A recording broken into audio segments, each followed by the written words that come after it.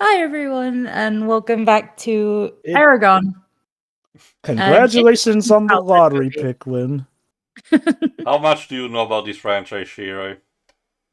Outside of this movie, nothing. Okay, I'll give you a Oh very quick boy. fill-in. This was created in the early 2000s by, Italian-American author Christopher Paolini. He started writing this when he was 15, so, just question everyone, yourself, what are we doing with our lives?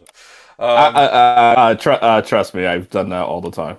And since it was the mid 2000s, thanks to the success of Lord of the Rings, every single company was trying to rush in to try to get a piece of the fantasy pie.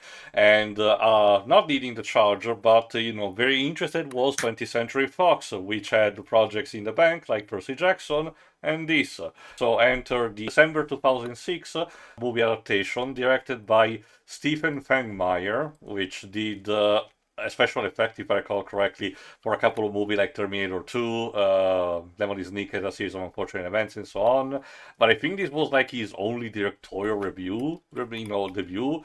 And unfortunately, despite the movie being a commercial success, it did not work. Again, more on that later. All you need to know, Shiri, is that this is one fantasy story, even in the book itself, it was trying to chase the tropes and cliches from Lord of the Rings, from Tolkien books, Okay. and it really reeks like a fan fiction, especially the book. The movie a bit less because it tries to differentiate, but instead, the book really feels like a fanfic to the point that I will mention it when it pops up.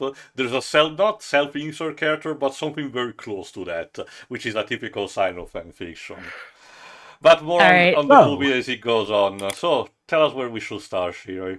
Right before the Fox logo. Yep. So Um, it's on Disney Plus for your convenience as well. Please take us in away. 3, 2, 1, click. now So this movie had a few factors going against it that a lot of book adaptations tend to get. One, it was being made at a time where the book series itself was not wasn't complete. entirely Yes. complete, so they were going up a this and that. Two, Paulini, again, I'm not going to say he's a bad writer. In fact, I overall enjoyed the Inheritance saga. I read it when it first came out, because dragons. But man, coming back to it, you can tell it's written by a teenager who probably didn't have much pushback back in the day. And the movie, I feel, kind of chooses the worst of both worlds. It is not the best adaptation, it flubs a few things. The things it does choose to be faithful to, though, are not the best options So, from the book. So, wait, this is a bad ending to How to Train Your Dragon? kinda, sorta. Kinda. It mentions, the initial recap serves to tell that, in the old times, because of the strong presence of dragon, elves and humans did forge bonds with them to become Dragon Knight until this guy called Galvatorix showed up and started to fuck shit over. The movie doesn't tell the fan that the reason he did it was because he lost his dragon and went mad from it, and instead the movie just reconverted into a random generic tyrant played by, of all people, John Malkovich. Honestly, I thought you were really gonna say had- Ben Kingsley. Ah, if only. That wouldn't Sorry, be the I first think he time. was. I think he was busy with the more pressing The matters, Blood like the Rain making of movie. the Prince of Persia movie and Blood Rain. So yeah, ever since But hey, look, it's a Galvatorix became a movie. tyrant, and as a result, almost all the dragons and their riders were killed, so we live in a time where they might come back. And we're narrated by Jeremy Irons, who is surprisingly not our villain for this movie filled with dragons. Also, yeah, one of our main character here, the elven princess Arya, she's played by Sienna Gollery, poor girl. And instead, Um, Galbatorix is sending Dracula himself, Robert Carlyle, as Durza, to capture her. damn. Okay, Question. John Malkovich has only you had go 2 lines in already. I'm like, okay, he does not fit this movie. Okay, question. To the guys who've read this book, Yeah. how similar to Star Wars is this? Uh, Oh, okay. To be fair, a lot of people have taken inspiration from Star Wars, but Yeah. I'll just put it like this. Eragon definitely felt like Paolini read the handbook, if there ever was a handbook on taking cues from Star Wars. I mean, like, one of my favorite cartoons of all time is Ninjago. And, man, if you watch that first 2 seasons, you'll be like, hi, do you like Star Wars? I'll just say this, Eragon is no exception to that. In fact, if I recall correctly, both the movie and the book did draw some accusations of maybe not outright plagiarism, but definitely a lot of notable similarities to Star Wars and the Lord of the Rings series. Alright, Robert Carlyle, like I said, plays Durza, which is a shade. Consider him a powerful specter being, not necessarily a vampire, which has command over some specific troops that Galvatorix ordered, particularly the Urgani, which normally should have been discount orcs, but instead in this movie are just, bulky bald men with tribal tattoos and, leather pelts. For some I'm guessing reason. they didn't have enough. What did that say? UK/FU casting? No, that's something that we'll learn later. Basically, how magic works in this universe. I'm more interested by. Well, okay, so this is something that I would like to mention later when it becomes a more clear plot point. But so far, this is a bit more consistent with the book. Our titular character, Eragon, is just a boy in a peripheral village that is just going on a hunting mission and will literally stumble into the events that will change the world forever. I'll admit, when I first picked up the book, I thought the term Eragon was meant to be a play on the term dragon, basically, and that was going to be the name of the dragon on the cover. Nope. God, that green screen. Yeah, speaking of which, let me just say, the budget of this was 100 million. The recouping was 250.4 million, so technically a box office success. But because of the poor critical reception, Fox decided to put the kibosh on the project and instead focus more on Percy Jackson. That didn't work really well either. Oh man, I saw. Okay, after we did that other project yesterday, I saw the first Percy Jackson movie. Okay, Des, I'm curious. Have you read the books? I'm currently reading the first book. I'm at the third act when they're in hell. Okay, Tartarus. The Difference, underworld. but yeah, but okay. Question: did you see the movie before reading the book? I saw the movie once back in 2010, and because I had a bootleg copy of it when I was in Nigeria, and I was like, "Wow, this is weird." So, at reading the book and then seeing the movie, it's just like, huh.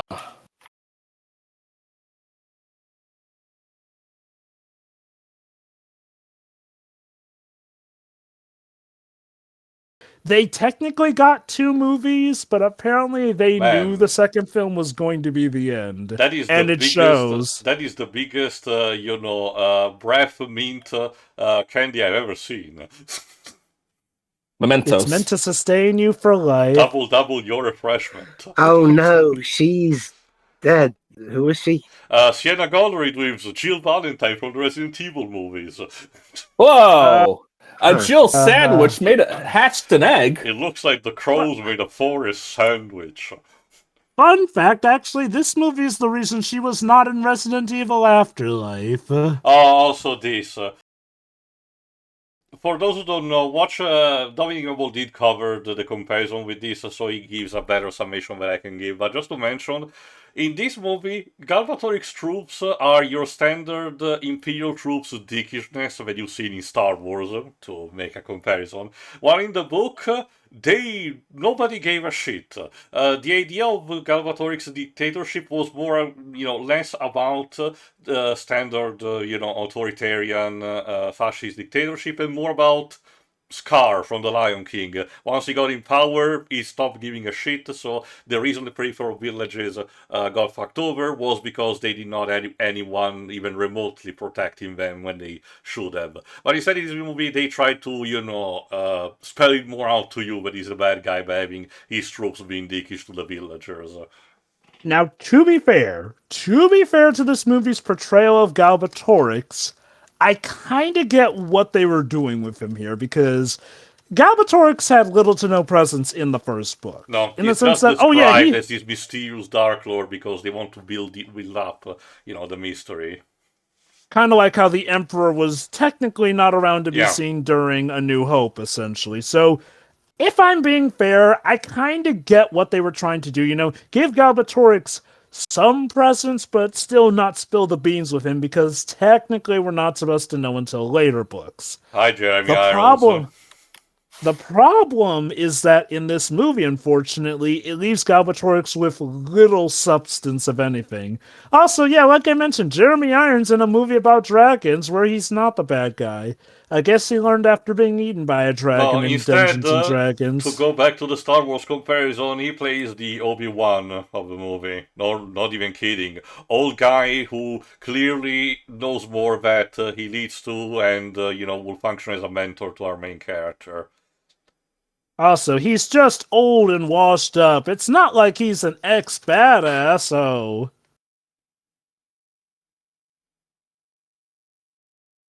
Alright, let's talk about our main character's actor, Ed Spielers. This was literally his film debut. And then he did not get work up until 2 years later for TV in some minor episodes of stuff like Moving Wallpaper and Echo Beach.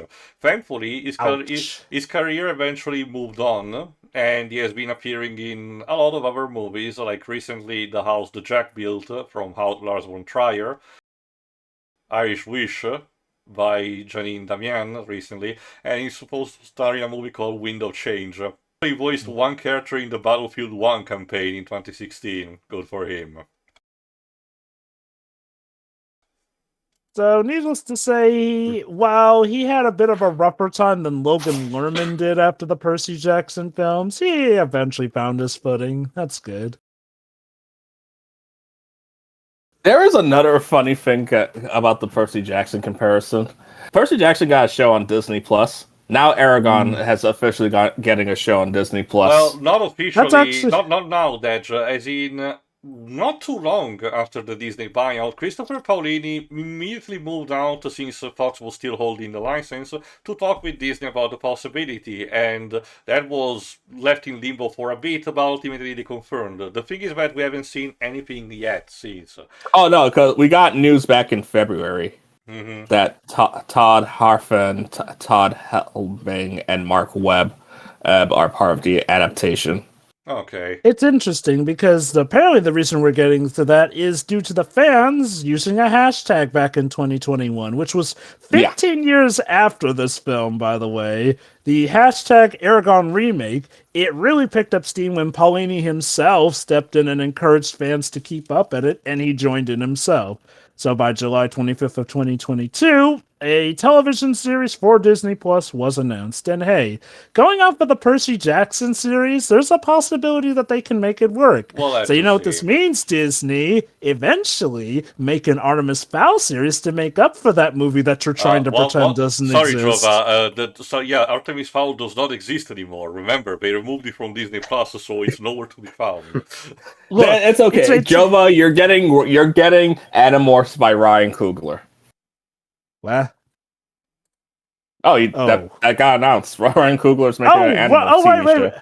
Oh, yeah, right, Animorphs, that's another classic book series I love, and hey, being done by the man himself, Ryan Coogler. Anyway, Roran, which is the cousin of Eragon in story, is actually instead played by Christopher Egan, which also was in the Resident Evil movies, specifically played a minor character in Resident Evil Extinction 1 year later. So this is a Resident Evil reunion. Well, more call forward in his case. Roran becomes important as a character in later books. Here they really just wanted to plant the seeds. Again, there's a lot that can be said about Paolini's writing, about how he really feels like a fan fiction. But by the same token, he did manage to construct a way of planting the seeds early on that he could reuse later to progress multiple points of view of the characters. It's not the most experienced of stories, but I've seen worse. Do we know how Paolini exactly got his big break? Like, did his family know someone with publishing authority or whatnot? I think so. I don't remember the deets. Good for him. If I recall correctly, okay, I know he definitely got better with each book for the most part. Obviously with that in age. I forget if he ever did like a touch up on his original book though to make it better refined at Not some that I point. know.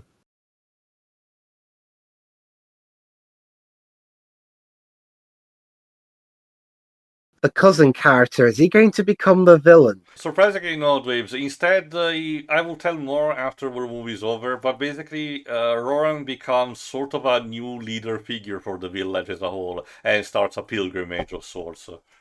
I was gonna say, if anything, he's kind of like the equivalent to the Biggs and Wedge of the film. Like, those other side characters who are doing their own thing and, may survive or die or whatnot. Be strong, brother. I may not be your brother, but I think of you like a brother. It is such a shame that this movie, sadly, will not build up on a relationship as well. Mm-hmm. Yeah, the movie cuts a lot of fluff. Dominic Noble deemed it as too much padding, but I kind of disagree a bit. And it involves a lot of character development, including, developing a bit more the bonding that Roran and Eragon had.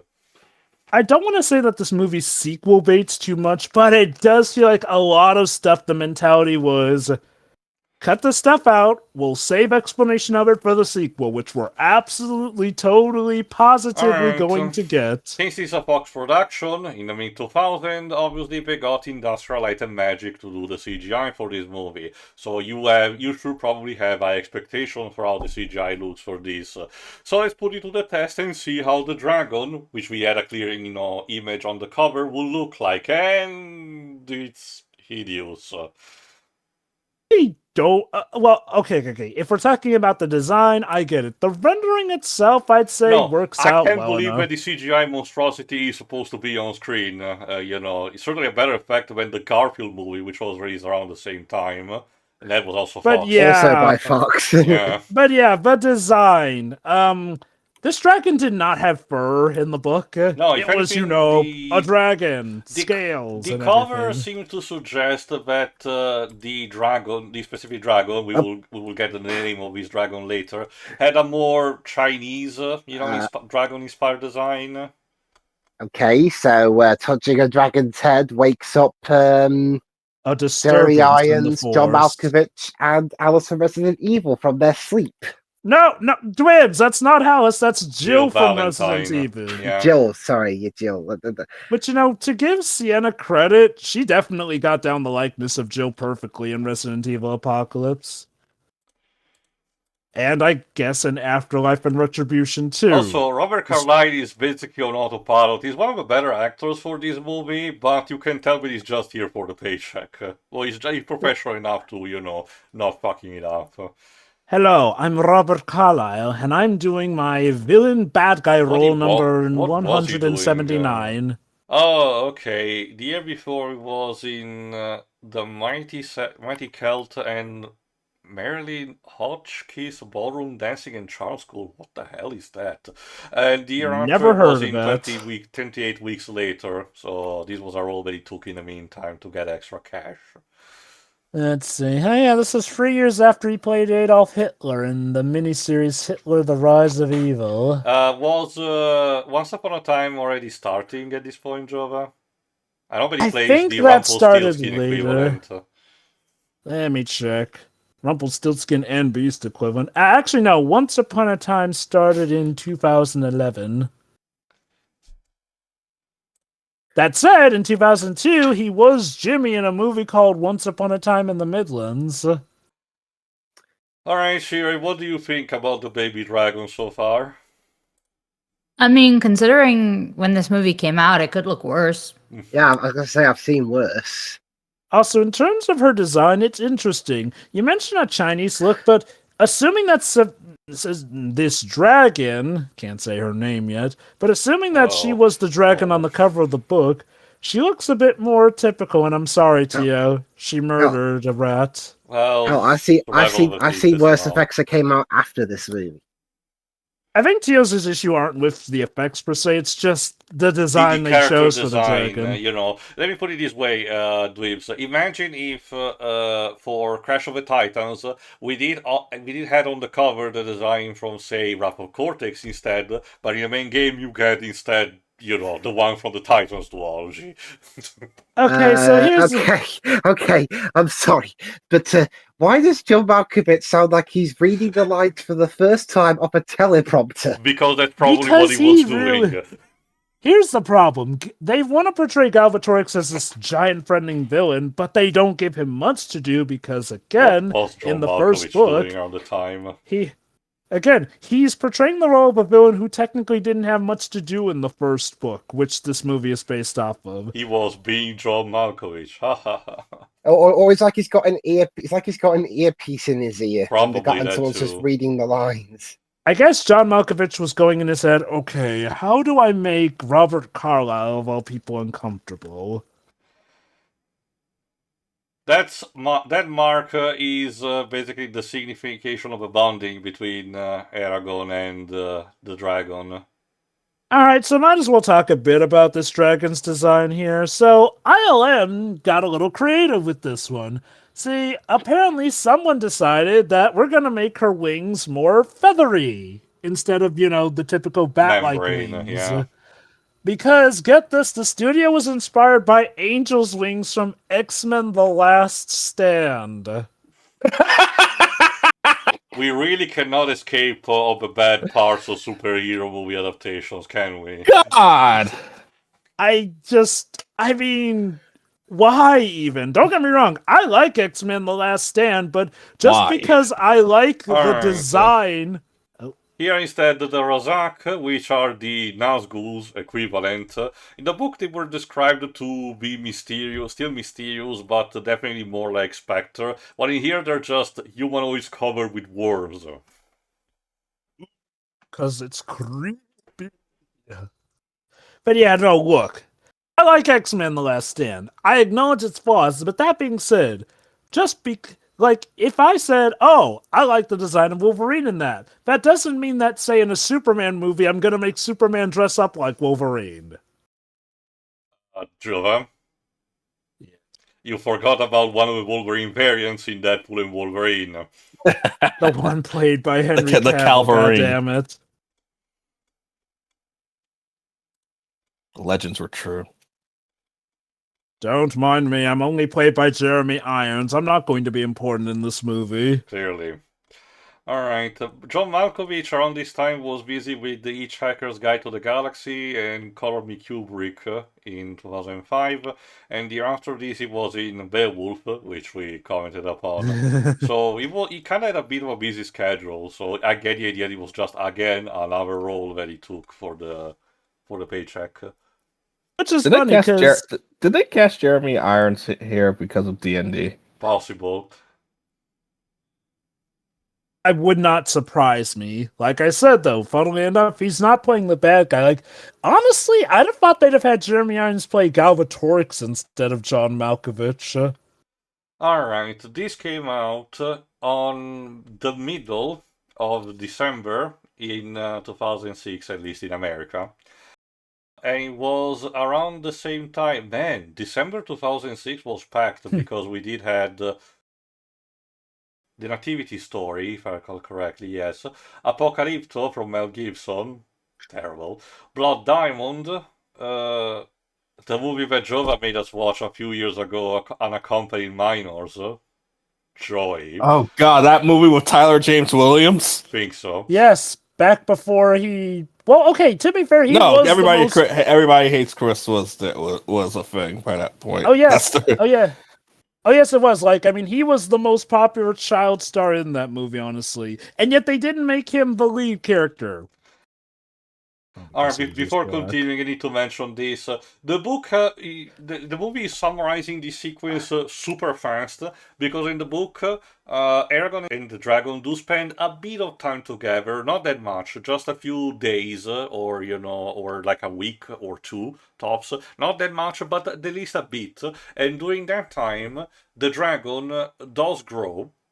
because the growth of a dragon tends to be a bit accelerated early on to compensate for their lifespan. In this, no, the day immediately after, poof, just instant Boom. adult. Just add water and your dragons will grow. Now It's 1999.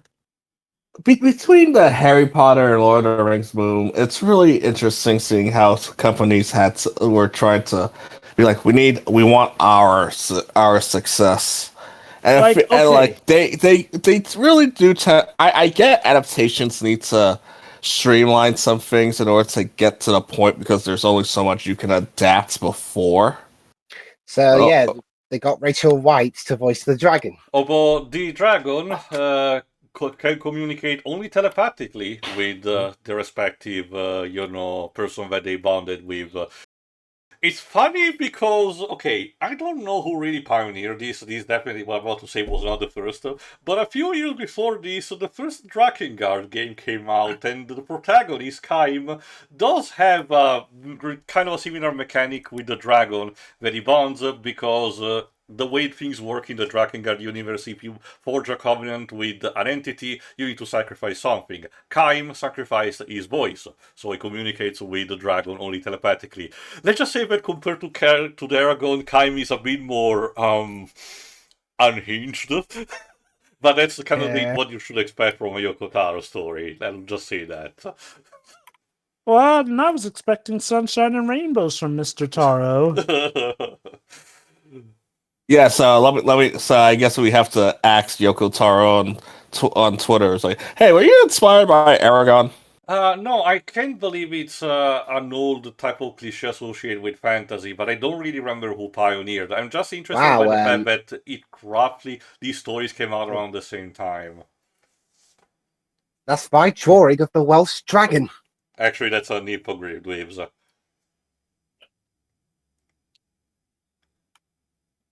Get the fuck out. Like Knockfist? And then Jordan Peele got an idea from those lines. Say that again. Write it down. Anyway, to continue, what happened in Are you listening to me? December 26th, December 2006, when we had Air Buddies, okay, the Charlotte's Web live action adaptation, which I haven't seen it. Deji, how bad is it? It's boring. Okay. Honestly, you're just better off reading the book. I've seen that book it. almost made me tear up. I've seen it. I think it's fine, but yeah, it's more or less just the book brought to the silver screen. But not as interesting or charming. Hey, what about the animated movie? What about the animated movie? I only saw the ending. Anyway, then there was this movie called Dreamgirls from DreamWorks Picture. I don't know what that is. Oh, I like that one. Basically, it's based off of the musical The Dreamgirls, which is also in turn based off of an act from the 70s, which had our good old friend Diana Ross in it. Not the movie, the group it's based off of. Then there was The Pursuit of Happiness, a movie made by an Italian director and starring Will Smith and Jaden while he was still a young child. Congratulations, Tio. I hope that Italian director made much success. Then there was Letters from Iwo Jima from Clint Eastwood, the fifth Rocky movie that apparently Deji and Dweebs love so much. I agree that we consider it to be the fifth one.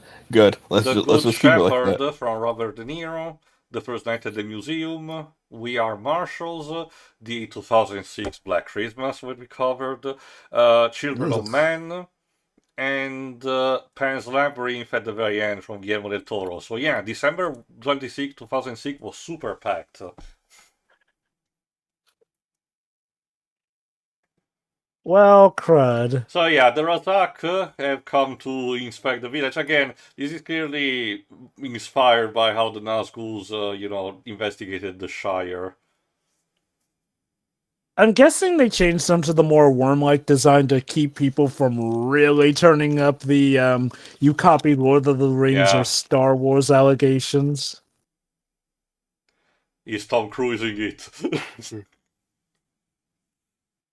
But yeah, no, it seems like this was a very packed window release. Yet, to the movie's credit, it technically profited from, Yeah. a regular point of view. $100 million budget, Yeah, I did 250.4 mention million it. box office. The only reason they did not continue is because the movie was critically panned.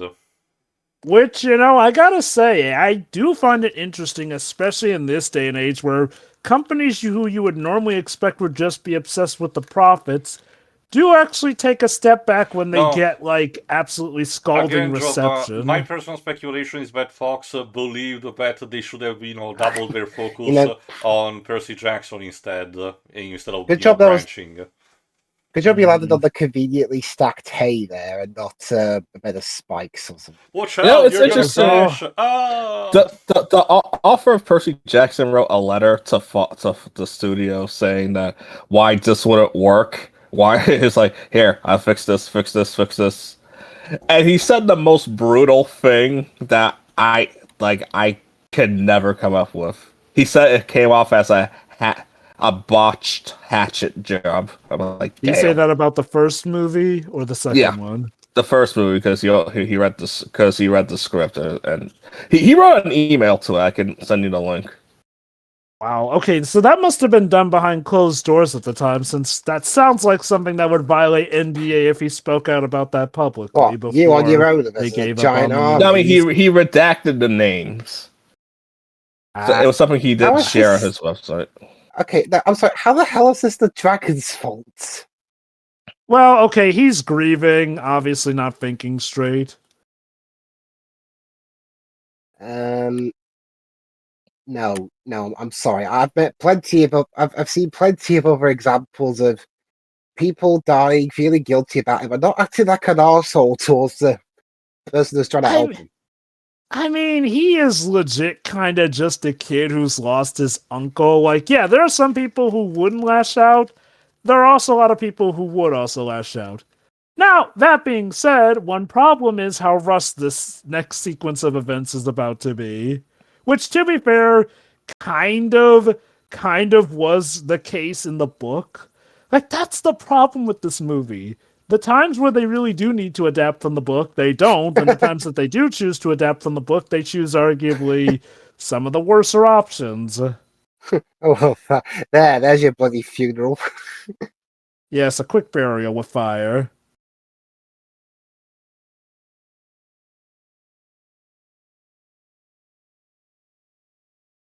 I will say this, Jeremy Irons is one of the best parts of this movie, honestly.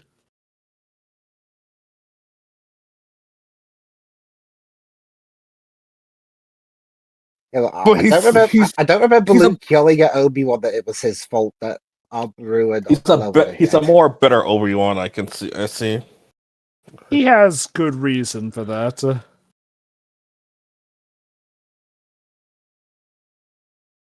And off they ride. Hey, and look, it's raining just to help set the mood. Now we got the Even though it's not raining back whenever he looks back at the house. What?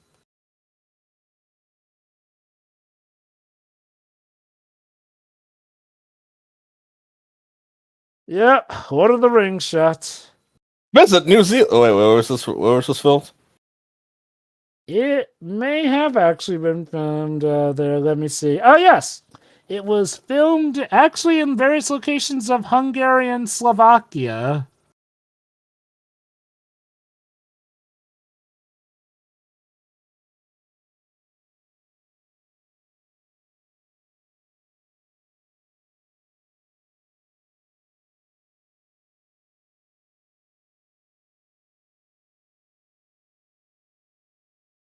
Because I said so.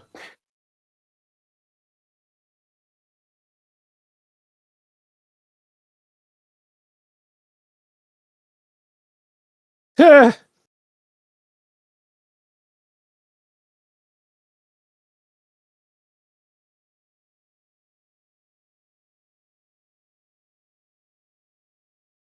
Did I mention that the writer was 15 when he wrote the first book? I don't want to say Eragon was a full-on self-insert, but, well, I do have to say, it is impressive that a 15-year-old was able to write a book. Oh, definitely. Like, I mean, again, and I'm proud of him for getting that success and not letting it break him either. Honestly, I feel like the movie being bad might have probably been a blessing in disguise. Yeah, look, If because you never it know, is man. it is one of those things where, in hindsight, again, his first story may have lacked a bit of polish and whatnot.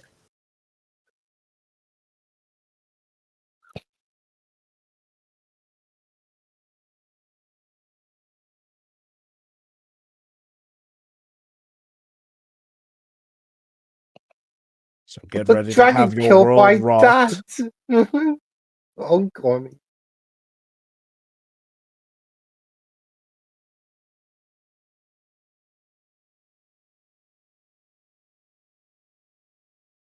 I do like how Braum pretty much does set Eragon straight when he is being pissy. Oh boy, no one's ever really gone.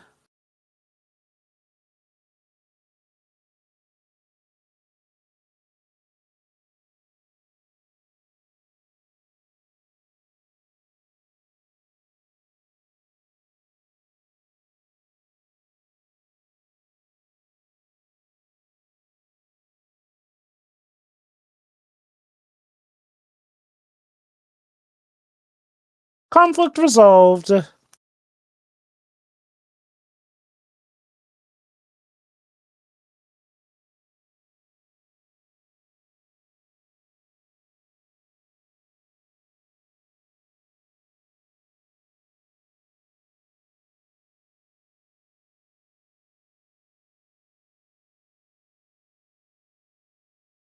Are you fetishizing the dragon?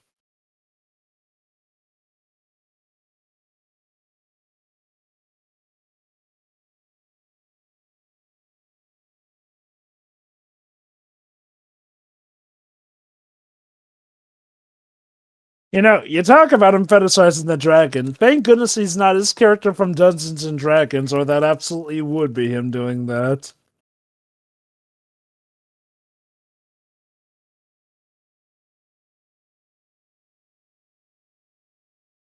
I read about it in a book called Eragon.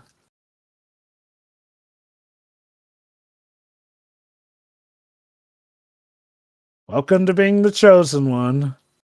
It kind of sucks. Yeah.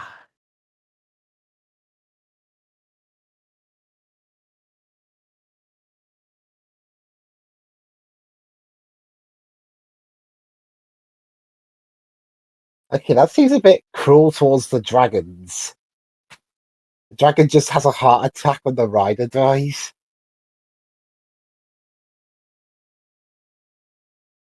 That's just the way it is. Fantasy nonsense. So basically, yeah, all the more reason for the dragons to protect their riders. Have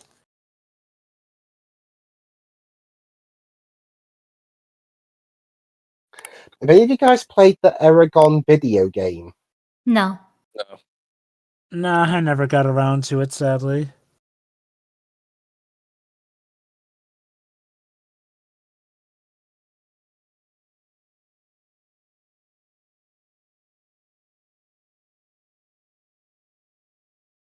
Wait, okay, no, okay. What is it with this movie and characters fetishizing things they really shouldn't be? Dragons, swords. Ow. So we've got not an orc. Why are you blaming me for it? It was technically your own troops that failed. Also, why are you like stabbing the Smiths? It's They, like they kind of I need to think make. Hmm? like they were doing their job. It was the not Nazgul that failed to get the Oh. boy.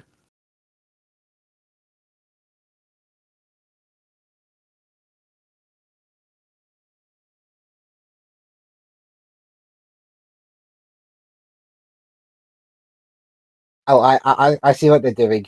Tell the dragon to only cold twist at night because we can't afford the CGI to look good enough during the day.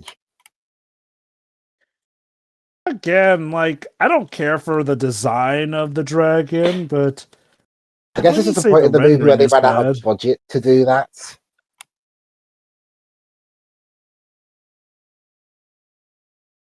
We're not Lord Rings, we swear!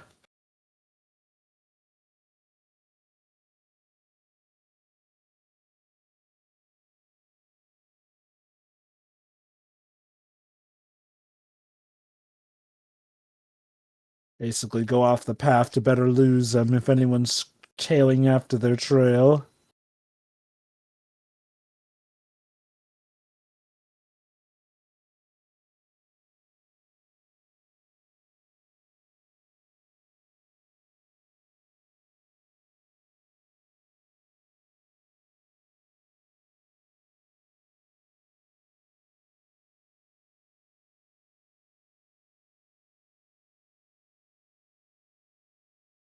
Yeah, but your cousin's not here, is he?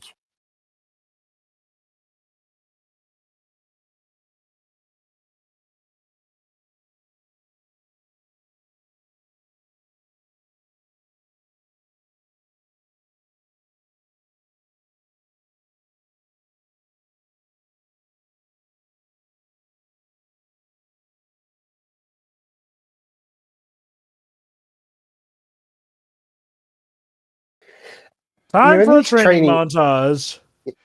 these training montages. Even though we just had Yes. we just seen a bunch of people being tortured by the Urgalis. Has that ever been an example of during a training montage, one of the people involved in it gets accidentally killed? I think there is actually Didn't that an happen in example. 4:11 Thunder? No, I don't think Where so. where he accidentally kills somebody, and it's like, oh, you have to die in battle. But my arm had a weapon. Yeah, but your arm is gonna go to Valhalla. She doesn't die, but she's like, I'm going to Valhalla, but he's like, no, like, maybe when your arm would basically saves her from dying and all that. There you go. Okay. That's your snippet for something how now magic works in this universe.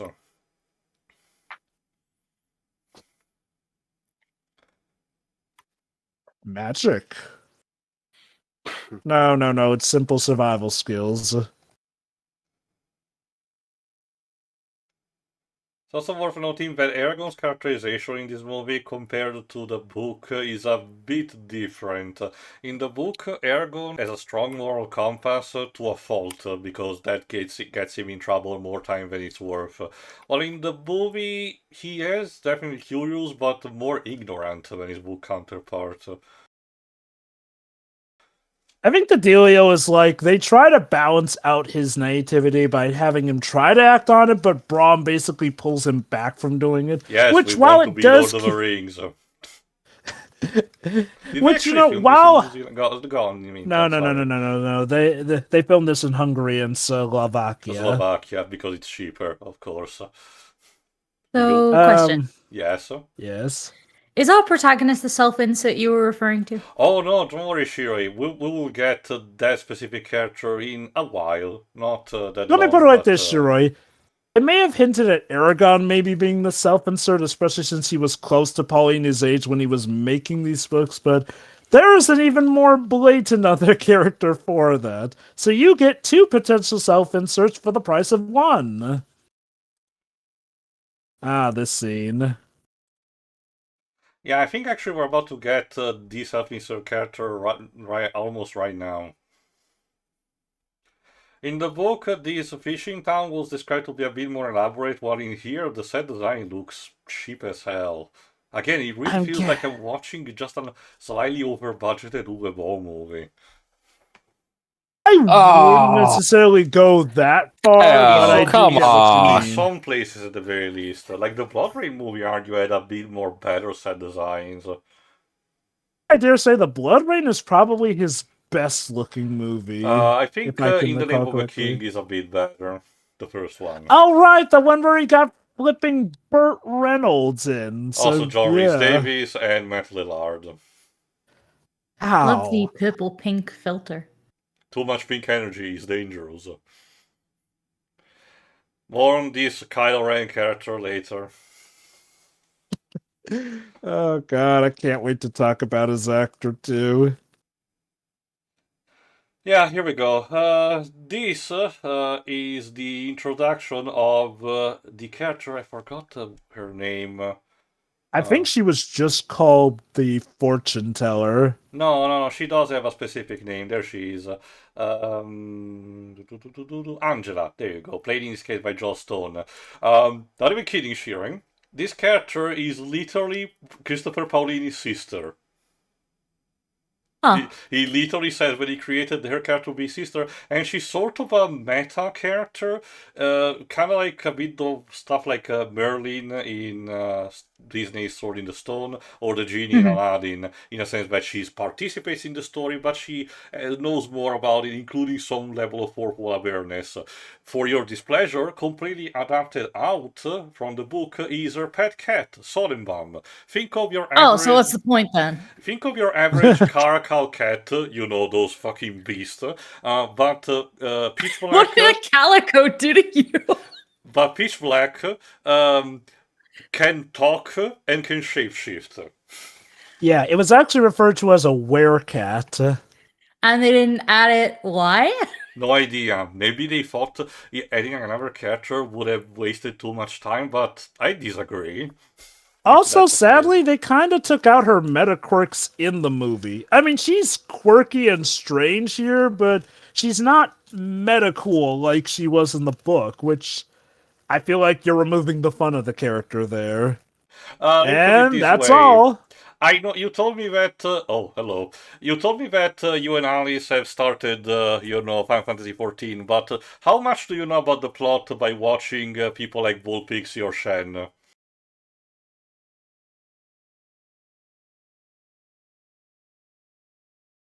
I haven't seen Shen's streams for 14. Okay. I only know about anything Alice yells about. Okay, fair enough. Because let me put it this way: there's a character in 14 that visually resembles more how Angela would have probably looked like. In the book, she definitely was older, definitely a bit more of the classic witch archetype. 14 does have a sassy cat lady, which I Yes, appreciate. Ishtola. I more on her Oh. another time. It'll be interesting to see how or if we ever cover Final Fantasy XIV No, for I the already channel. told you a couple Do you of reasons. realize how long that would Yeah, take? like the story. I know, That's yeah. the thing. The story is really compelling. I will really, want to expose more people to it. But unfortunately, there's a lot going on and a lot of text to read. So no, it's really impractical for us. But like I said, we'll extrapolate some story arcs.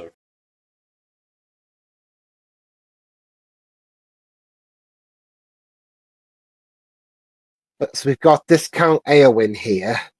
Basically, Eragon is able to get messages from her when he passes out. Somehow. You might also notice that he used the same word that Rom used before, Brisinger, in order to make his arrow catch fire. It was a bit more elaborate in the book. Hey, Brisinger, that's the title of the third book. Which I really don't understand, because let me put it this way, the book's title do have some level of meaning, particularly obviously Inheritance, the last one, but Brisinger doesn't really have much of a significance for the third title, because reasons. I feel like Brisinger was just Paolini going, God, I need to think up a name for the third book. Oh, I know! That weapon of Eragon's. That's enough. Whatever. Because, yeah, actually, Brisinger is more so about us finally getting to fight against Galvatorix. Like, the sword, yeah, he technically uses the sword, but I guess it's more of a case where, okay, not too much of a spoiler because we're going to learn in a second. Brisinger means fire, so I guess maybe Paolini wanted to go with the idea of a firebrand, a spark that ignites, the fire of rebellion, maybe? Perhaps.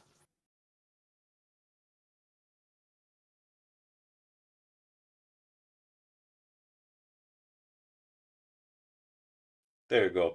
So the idea Thank is you. that is actually a neat thing that is done in a couple of strategy storytelling, but was not done in Lord of the Rings, so it has a bit of an advantage. Classic command word in this case. If you know about the ancient language, you can use it to literally manipulate reality around you.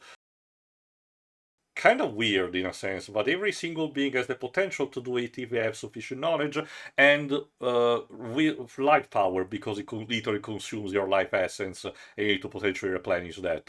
So if I know the the ancient language word for shit, I can forcefully compel someone to get instant diarrhea just for fun. Isn't magic wonderful? I know, right? But I have to say, it's a neat idea. One of the more original tricks from the movie. Yes, you can make the argument that it's still, not too dissimilar from the Force in Star Wars, but there is a bit of personality into it, I argue.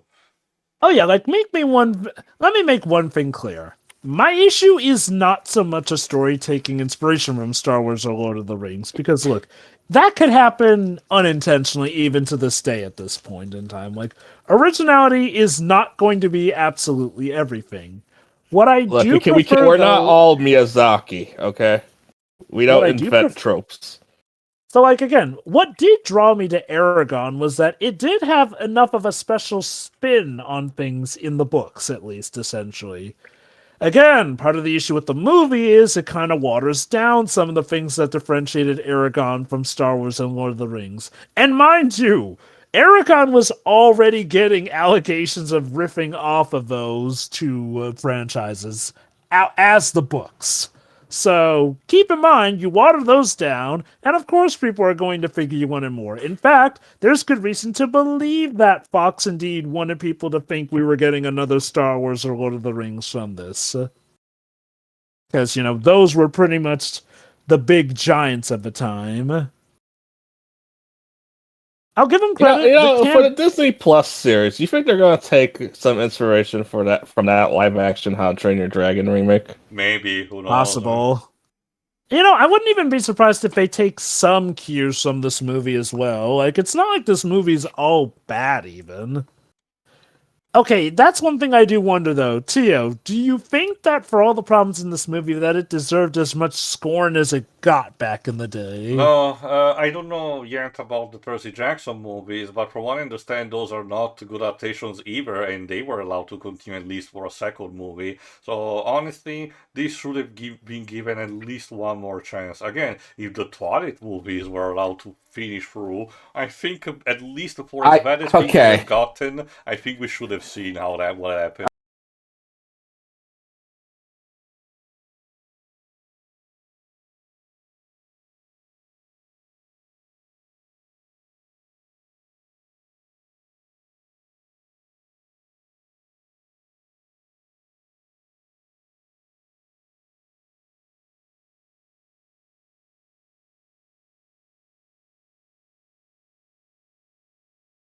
Yeah, the thing is, again, this is one of those rare instances where the movie was technically a box office success, but the studio were so ashamed of the reception it got that they just canned the thing. Let's put on these Dragon Vision goggles. Everything looks exactly the same. I have to wonder, did they legit give the actor, like, dragon contacts to that scene? No, that was a CGI effect. I could see that. So.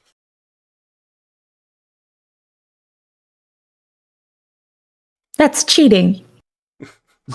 I mean, okay, to be fair, as somebody who has used contacts before, I totally get if you want to use CGI over that. Yeah, I mentioned in the contacts past. Can be a pain. Yeah, I mentioned in the past, if I ever get in the need of a prescription, I'm sticking to glasses all my life. Yep. Yep. Look, I just can't with stuff in my eyes. Oh, my Batman Arkham Vision tells me that these figures are moving. Oh, Tio, have you played the video game? Not yet. I know that it's apparently not, particularly bad, just on the mid side. I need to check if it was also for PS3, because in that case I can emulate it. Oh God, did they ever show the scene of him actually giving her name? No. Or did she just start calling her Saphira? Yes, she already knew about her name, basically. So funnily enough, in the What? book, he does give her the name proper. It's kind of by accident, where he's trying out sounds and whatnot, and he accidentally says something that sounds like Saphira, and he's like, "Oh God, what? I didn't mean to." But she's like, "Oh, cool, that's a great name. Saphira's my name now." All right. So why do these look like Lord of the Rings orcs? Remember, these are supposed to be the Nazgul equivalent, and for the purpose of this movie, they are nerfed considerably, because in the books they were a constant thorn in their side, and one of them did manage to eventually kill one of the main characters. I will not tell you which one. Also, that was one too many different shots. Yeah, a bit Also, too much editing. Also, my sword is totally not a lightsaber, despite that little light I flare have to admit, there. it's really cool, though. It does look It cool. is. Any color metal, for as much as it looks like something you get from AliExpress, looks cool as shit. Fair enough. But so instead, in this movie, the Razaks are just basically hunt down for revenge for what they did to the village, and it's someone else who takes the place of them into killing one of the main characters. It's really bizarre as a choice.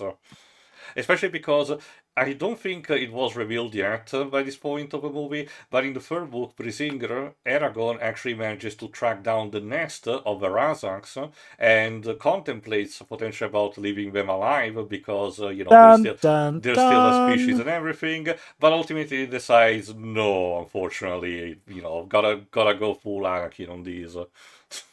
So yes, here's the twist. Brahm was indeed a dragon rider, but not anymore. Now there's a name I haven't heard in X amount of years. Okay, so he's dying because he's the Obi-Wan now. Yeah, well, yeah. Yeah, and his dragon died too as well, so... Again, one thing that the books and the movie to an extent, reinforce very well, if you ask me, is the idea that a dragon rider has such a strong bond with the dragon that if one of them dies, the other partner is scarred significantly by the event. It's not in a matter of, love relationship, but the bond is just that close. So it turns out, indeed, his dragon was killed by Morzan, another dragon rider who Galbatorix won over. Which, okay, here's a bit of a problem. So the movie starts by suggesting, oh no, Galbatorix was all on his own when he took him out, only for the movie to later go, no, actually, he had a little help from another dragon rider. Like, I'm sorry, what was the point of that opening narration lying to us? Especially given that it's given to us by Brahm himself, who's now mentioning that, oh yeah, there was another evil dragon rider. Also, thanks yeah. for telling and not showing. We could have used a flashback scene for this, but I guess they did not want the Jeremy Irons to be in a more frantic action scene.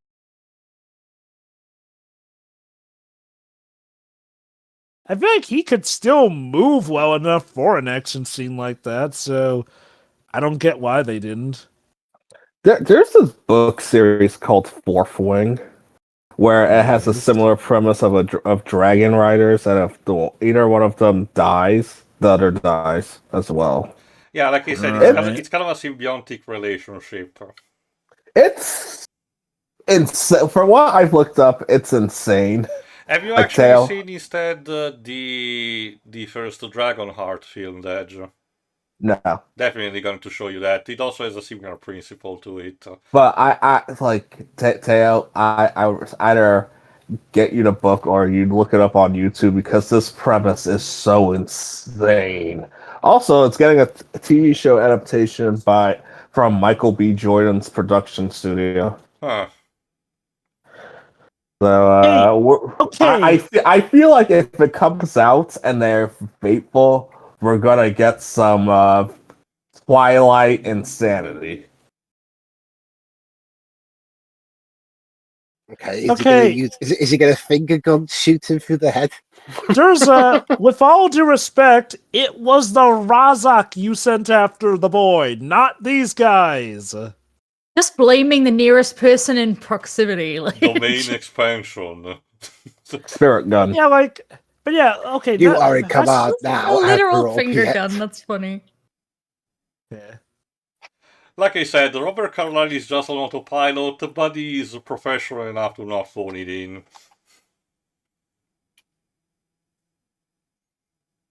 When you accidentally Beautiful. become important at work. Yes, because your coworker dies. But yeah, no, like this is one thing I don't get with Durza. They try to make him menacing, but he's kind of an idiot. Like he constantly chastises the wrong mooks. Like And now, and only again, now he's actually having the smart idea of maybe I should use this character that I have in my thralls to manipulate this other character who this character is connected with to come to me.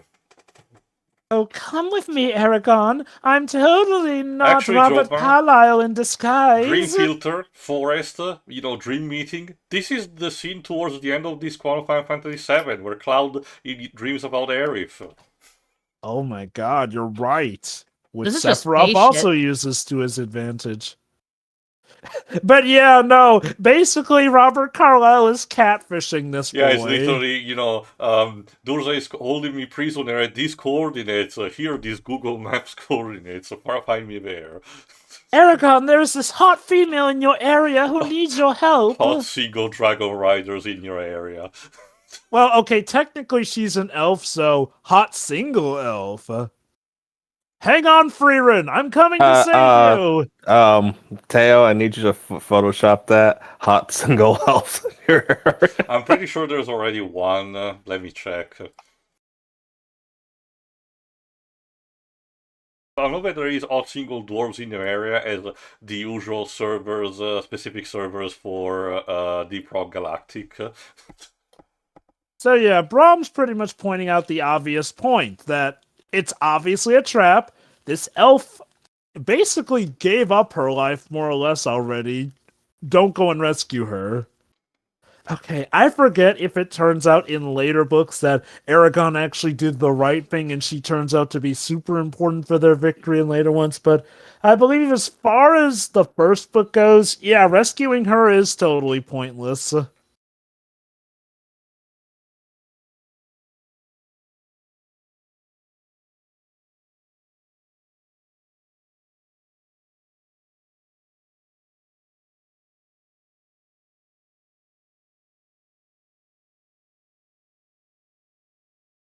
Sure, whatever you say, buddy. Again, this is something slightly similar to the book, because even in the book, Eragon had this idea that, if I can do if I'm in the possibility of potentially doing this right thing, I should do it.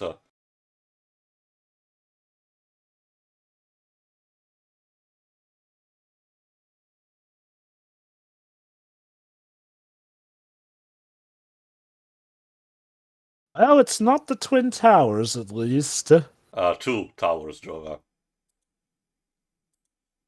Yeah, I was thinking of the wrong towers there.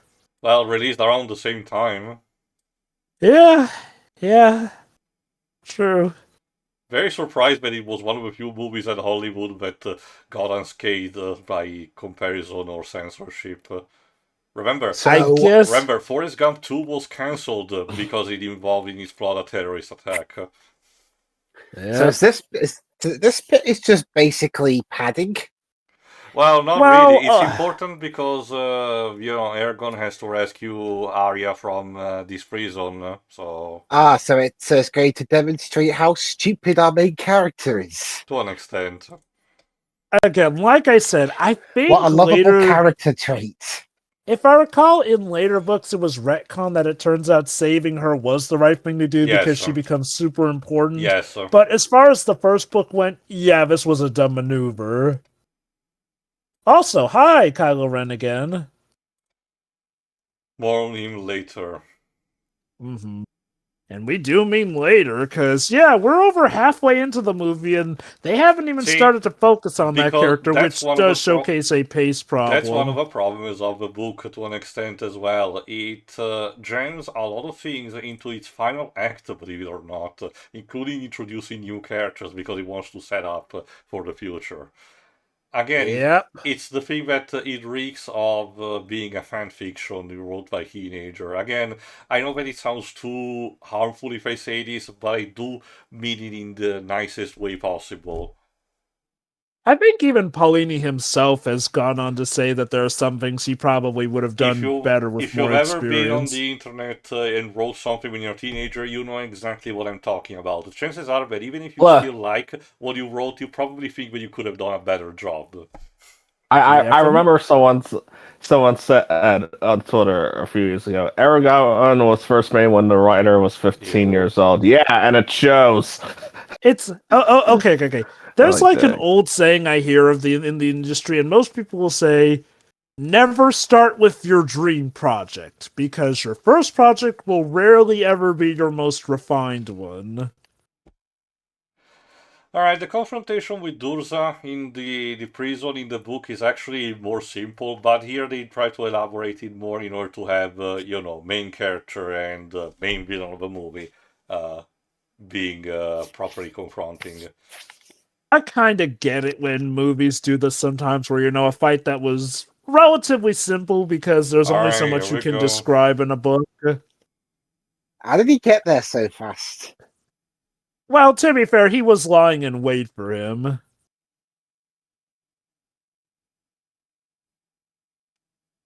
There we go. Get down, Mr. Oh, hey, President! Next time have a shield.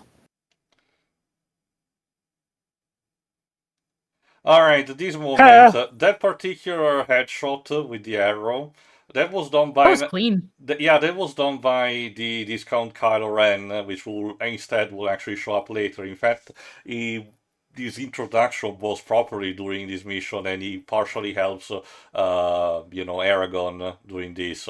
But instead, they repurpose his entrance a bit later, and instead they have, of course, Durza being the one that,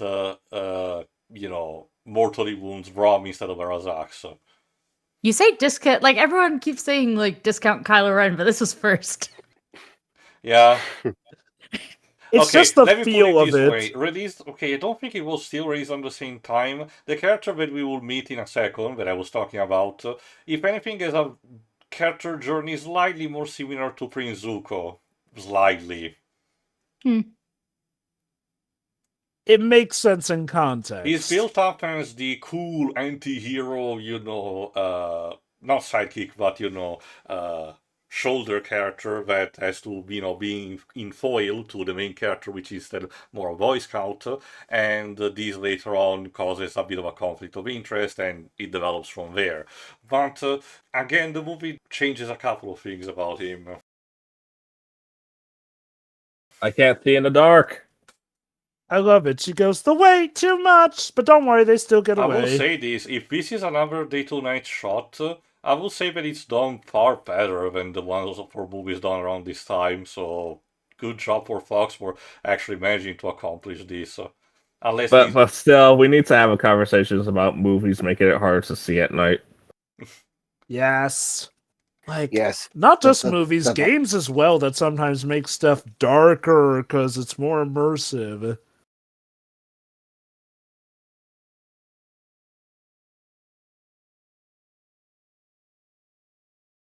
There are games and movies that I have to wait until nighttime to play because I cannot see them otherwise. Oh, trust me, Yeah. Shira, don't even start with Amnesia Machine for Pigs. That one is terrible with its lighting.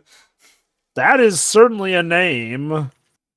Do I want to know the context? No, absolutely not. Well, damn it, Dad. Now that makes me more curious. Well, you are responsible of your own actions. But yeah, congrats, Eragon. You got Brom killed. Yay! Now, don't worry, Eragon. If he gets struck down in death, he will be far more powerful than he was in life. Yeah, by that he just means I'll just be a ghost that annoys you. It was sarcastic to us.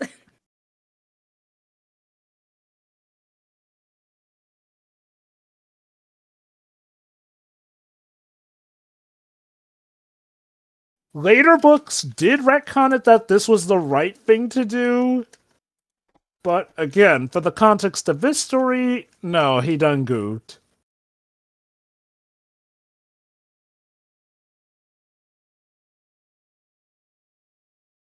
Yeah, basically, like, not alien. It says here, you're not strong enough. Yeah, the magic Listen to command Jill. for healing is Vice Hail, I think.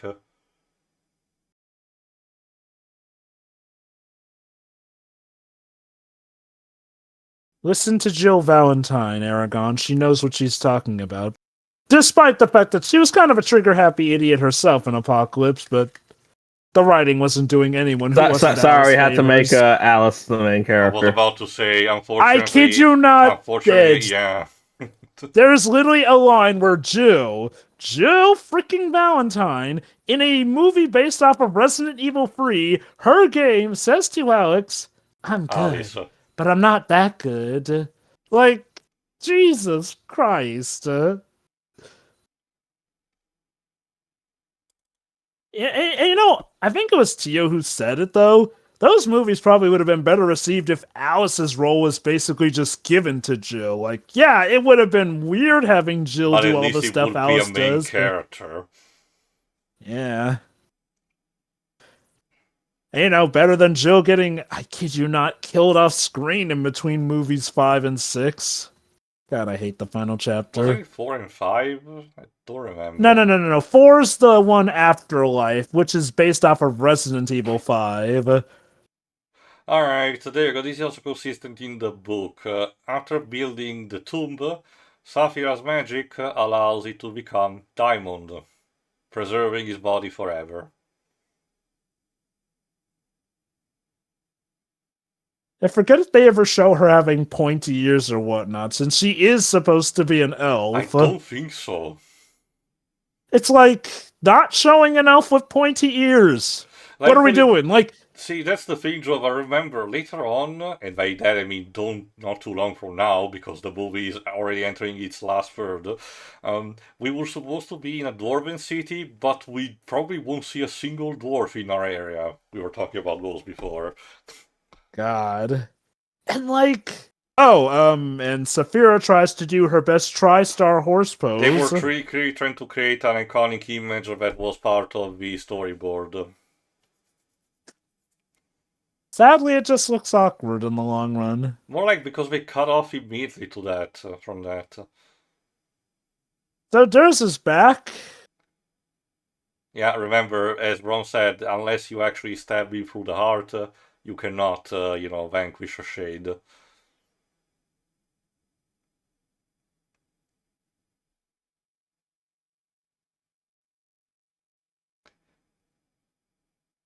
Isn't that similar?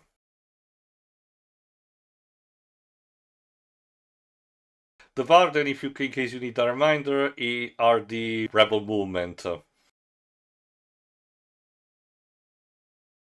As unfitting as his performance is in the movie, I'm really missing John Malkovich right now. Speaking instead of not Kylo Ren or not Zuko, as I mentioned, Garrett Hedlund. Yep, Captain Hook himself. A lot is happening right now. Playing the character of Murtag. Which Captain Hook? The one from Pan 2015. The one from Pan. 2015. You know, the movie that decided to ship Captain Hook with Tiger Lily, who was white in that movie. He also plays... he also, remember, Judge, he also plays the main character in Tron Legacy. Yeah, that's Is that the also weird... the movie where the fairy dust is basically coke? Yes, a pixel. Yes. Yeah. And that's the weirdest thing. All the natives in that movie were all of like different races, yet they cast the white woman as Tiger Lily. Like the one named character who's important to the mythos as a Native really American. Makes you think. And mind you, she was played by Rooney Mara, related to Kate Mara, who was in another movie that also had racial controversies. There's a pattern here. In fact, those movies both came out in 2015 as well. Fan 4, Stick and Pan. Right, Jesus Christ. Just to mention, Murtag in the book, while happy to work with Eragon, and like I said, being the proto-man to his Mega Man, did not really wanted to go see the Varden, because he has his reason to be suspicious about them. We will, discover as soon as we meet them. One in here is more jovial, for lack of a better term. Okay, I gotta talk about this. The Varden was an immense structure going off of the descriptions in the book. Well, no, it's no, really the hard. Varden is the movement. What you're talking about Sorry. is the Dwarven city. I forgot its name, but yeah, it's a different one. Basically, the city that the Varden hung out in is like this impeccably constructed city. And I'll just say this, it's kind of just a typical hole in a mountain in the movie. Yeah. Like, maybe they would have had some trouble trying to truly render it going off of the descriptions of it, but I don't know. Maybe the technology wasn't there yet, but it's just one of many things that's sadly disappointed. How curious. So, Murtagh yeah. managed to get, the sword that was bronze and was very proficient with it for a second. Isn't that convenient? Honestly, I don't know what's more bizarre. John Malkovich's performance or Garrett Hedlund's British accent. Which, as in, I take it's not particularly good. No. Well, that's why he was going for. Wait, he was going for a British accent. This has got to be the most clean and murky water at the same time I've seen. Maybe they do have the technology. Hello. Come here often, stranger. Hi, speaking of hey, John John. Malkovich. And he's doing the same thing that Durza did to the Orgali before. He said, "Bring the boy to me." So maybe Durz is just taking his frustrations out on his mooks the way his king takes it out on him. I know I'm saying something particularly controversial, but I'm starting to think this work environment is not particularly healthy. Look, Durza, if you need basically, they should form a union. Yeah, you know what, Durza, go to HR. Did you just say the U word, Dej? Okay, one thing I do wonder, though, is, like, the movie does not really go into why Durza fears the king, since, again, from all we see in the movie, Durza should be able to overpower the king, since the king, while a dragon rider, is actually more of a regular guy than Durza, essentially. I think the book... Wait, what? Wait, Daimon? Jimon Hansu is in this movie, too, as the leader of the resistance. So we finally get black people, and they're the ones in the underground. And guess what? Because it was the trend of Hollywood at the time, he's supposed to be still, instead a character more inspired by Arabian culture. Because yes, the rebel movement, the Varden, even in the book, it was described to be, more akin to similar to Middle Eastern culture that openly rebelled to Galbatorix in order to maintain their freedom and inspire the other people of Alagasia. So yes, Korath the Pursuer's in this movie. Goody.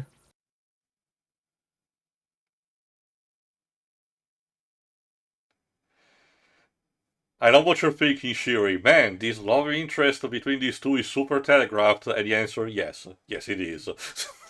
Yeah, like, to be fair, that was also a thing in the books, too. Yeah, it gets wilder in the Okay, so the books, plot twist is that in the next book is that their siblings are related or cousins. Thank God, no. Of all the things he took inspiration from Star Wars, that was thankfully not one of them. He was spared.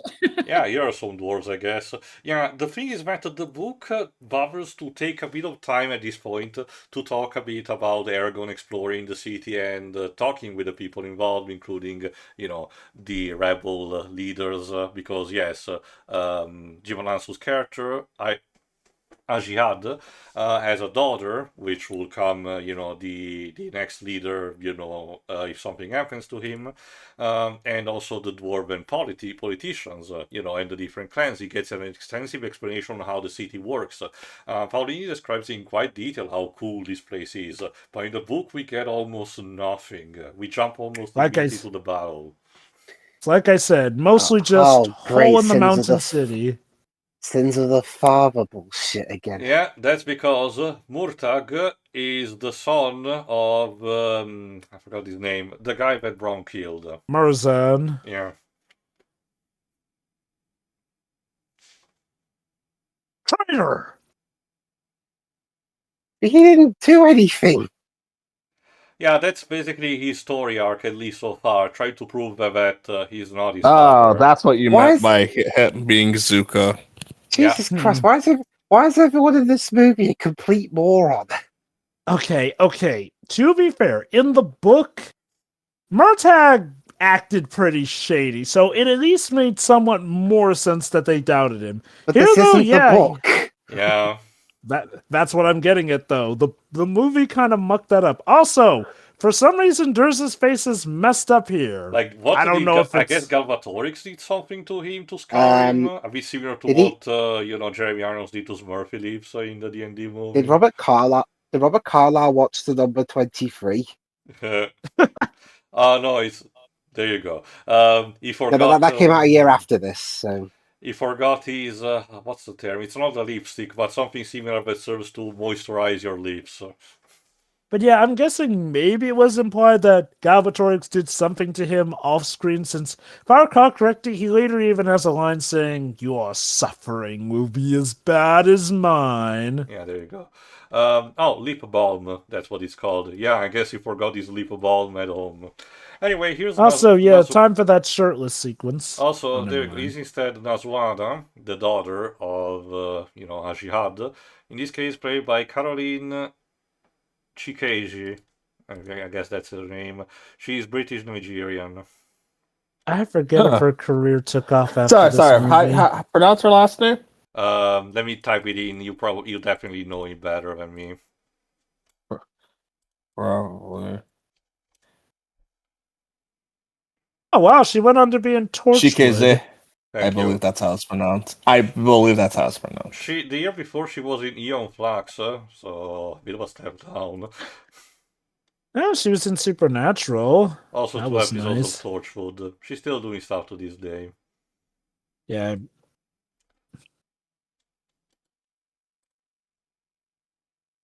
Oh, she was in the Bel Air reboot. I guess that's bad. Let me put it like this. They try to make what was mostly a comedy into a full-on serious drama series. It goes about as well as you would expect it would. Although I guess it did something well enough to get renewed for 4 seasons total. But yeah, again, even if we had seen a couple of them, one bizarre thing that this movie does for the climax is to omit a lot of the Dwarven society that was present in the book, and instead as the city being mostly a stronghold for, the Varden. No idea why. This is because it's important also because Paolini goes into detail into explaining in different parts how This- each species of Alagasia, including the Urganis, is important for its ecosystem, basically.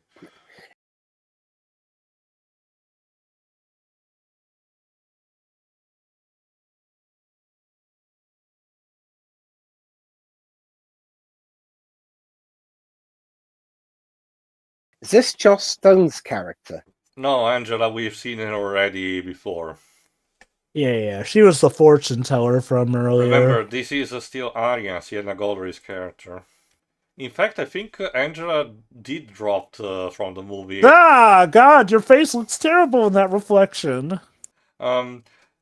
I think Angela was present in the final battle in the first book, just in a more, not supportive way, but just in the sidelines. Kind of remember. I know that she was something of a recurring character, Yes, but I forget if she also- really... No, she was, again, like I said, she was there to be kind of the meta character and occasionally spouting some words of wisdom while winking at the audience, basically. I shit you not, Wibbs. In later book, Paolini writes specifically to imply that she's one of the incarnations of the Doctor. Huh.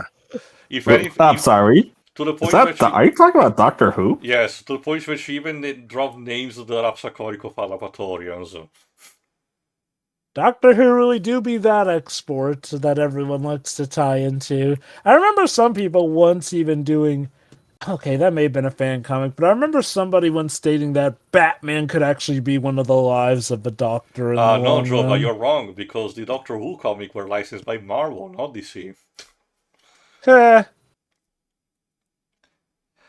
Alright, one thing that you will see in a second for this final battle is that the one thing that the movie completely gets wrong is that in order to have something interesting for the final battle to happen, the attacking force are a combination of Urgalis and the human troops of Galvatorix, while it was specifically stated in the book that they were just the Urgalis because Galvatorix was not yet ready for an invasion on that scale, and the Vargans did mention that if Galvatorix had chosen to use his proper troops, nobody would have survived. This is a classic case of upping the stakes for a movie over that of a book. Which is hilarious for because better or this for is worse. quite the polar opposite of what happened in the Two Towers, where in the Battle of Helm's Deep, it was a combination of forces between the Urukai and the Dunlandians, but instead the movie uses only the Urukais. It's weird. Like, on the one hand, this film feels like it's trying to set up for future films, but on the other hand, they kind of blow their load by making certain sequences a lot more expansive than they were in the original source material. Look, I literally picked you because you hatched me Okay. from the egg. Let me put it this way. Yeah, it would have been funny if the dragon accidentally set him on fire. With knowledge from the future books, this kind of statement that Saphira had is hilarious as shit. Yeah. This was in the trailer, by the way. Slow motion flame. It's a smooth. That's I'll admit wild. this scene is not as epic as I remember it being. Oh my god, a fantasy movie that actually remembers to not say the word fire when ordering for arrows to be thrown. Thank god. Wow. They did their research, T.O. The minimal effort. Wait, you Almost don't is. have to say fire? No, it's loose instead. The fire started to be introduced when proper gunpowder, weapons were introduced. I mean, Okay, different so kind of fire now. There you go. so here's a bit of a difference also from the book here. Yes, Eragon did go in with Saphira to help out the battle, essentially. However, the final battle was technically done with him on the ground, essentially. Yeah. Let's just say the movie decided to once again make things a bit more exciting. Also, that Mook literally broke into his prison for no reason. It was kind of Okay. like that enemy in Dark Souls 3 that set himself on fire and then charges at you for no reason. Oh no, will our main characters die in this battle? Maybe. Who knows?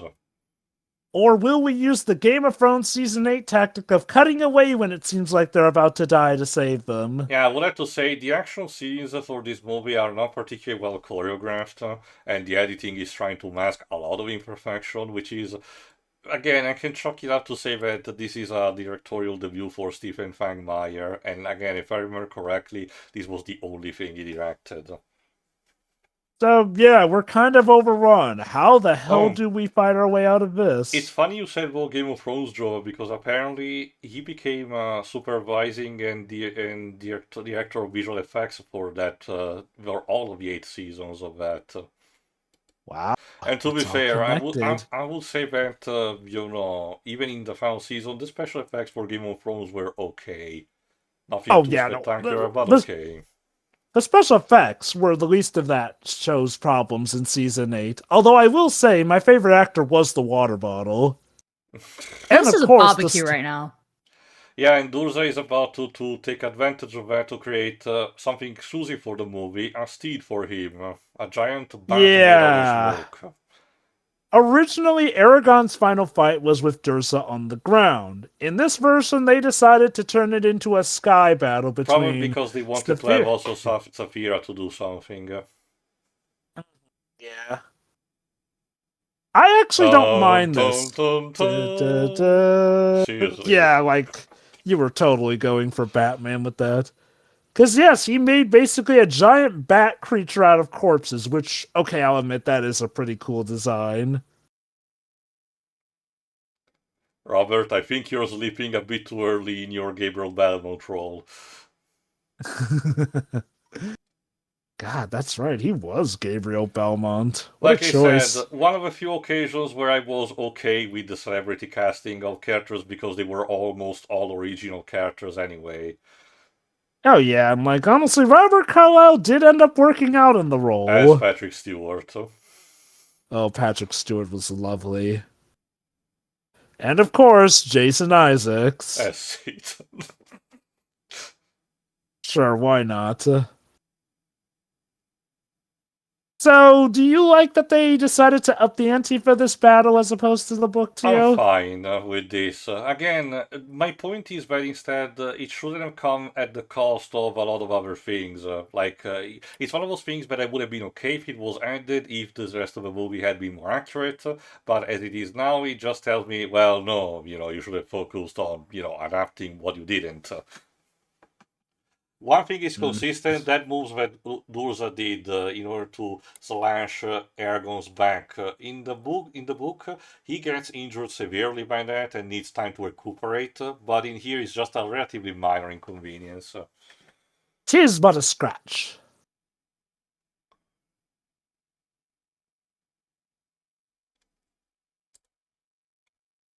I guess also this final fight scene is shot well.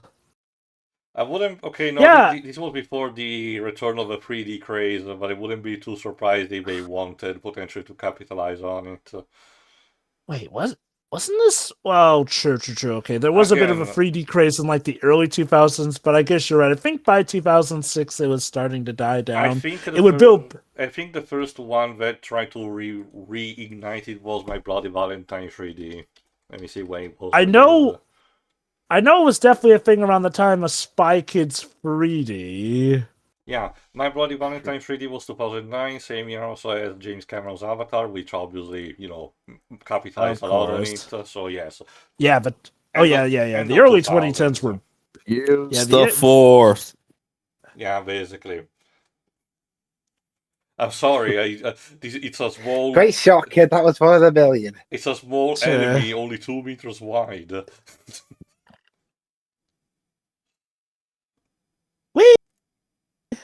this would make for a great ride at Universal Studios. Yeah, speaking of which, I forgot to mention the video game. At Disneyland. The video game, which was released depending on the version from Storefront Studios or Amaze Entertainment, was released only for Xbox 360, PlayStation 2, Xbox, PC, Nintendo DS, PSP, and GBA. So maybe if I can manage to find the PC version and make it work, I will give it a try.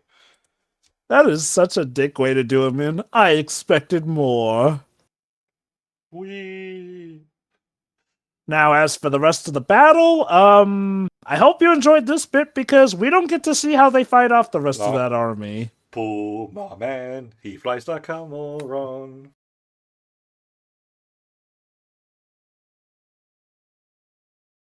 Ow. I know it's supposed to be dramatic, but the way... watch out, you're gonna crash joke. The way he flopped onto the ground looks so cartoonish, I'm sorry. Didn't you use that joke earlier anyway? Yeah, that's what I mean. I wasted it too early. Ah. You should have gone with, no, don't touch that lover. Oh no, that's blood. That's risque for a PG-13 movie, I guess. That's what this is. I mean, at this point, I feel like things were still a bit more laxed, I guess. I feel like blood for even PG movies is fine, or shoot, even G-rated movies is a bit fine these days. And yeah, let me see, what was Eragon's rating? This scene is also exclusive for the movie because it serves to incorporate, Eragon trying to finally achieving something with magic that he couldn't before with, Brom. It's a bit too telegraphed in the whole, oh, I can finally save someone with this. Tio, for your delight, Eragon was rated PG. Oh, wow. That's actually surprisingly risque. Taste the rainbow, motherfucker. K-Blast! Maybe it's different if it's blood from a fantasy creature and not a humanoid. Usually, not to certain although it was red. They color it different, like, pitch black. But instead here, no, it's just traditional blood red.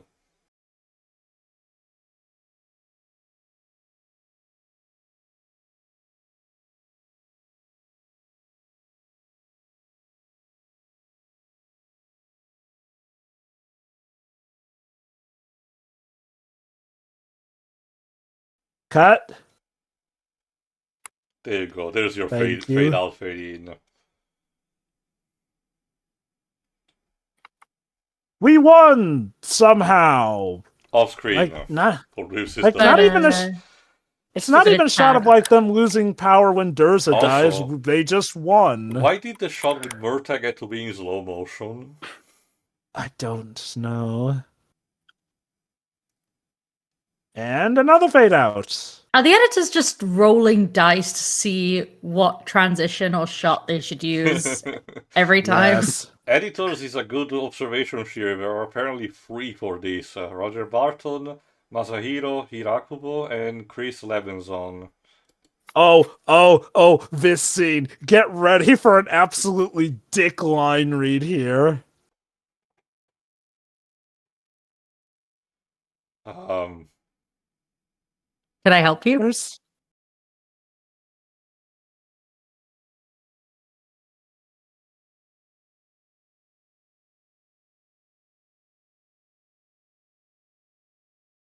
No.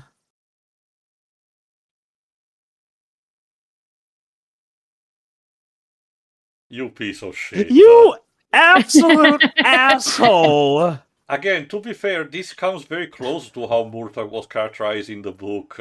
This more devilish side that he had, but still The playful. problem is, this is the first he shows that personality in the movie. Like, imagine!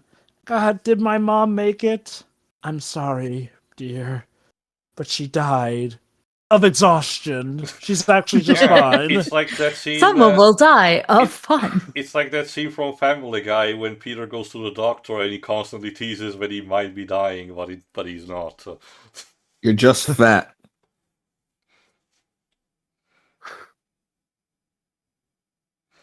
So yeah, this is kind of like where the first book also ends. The idea that after the battle there was much rejoicing.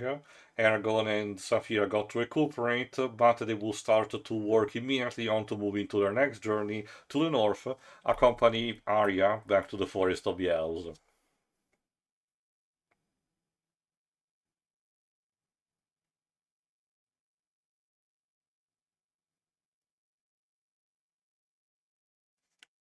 That horse is showing a lot of restraint given the presence of a dragon.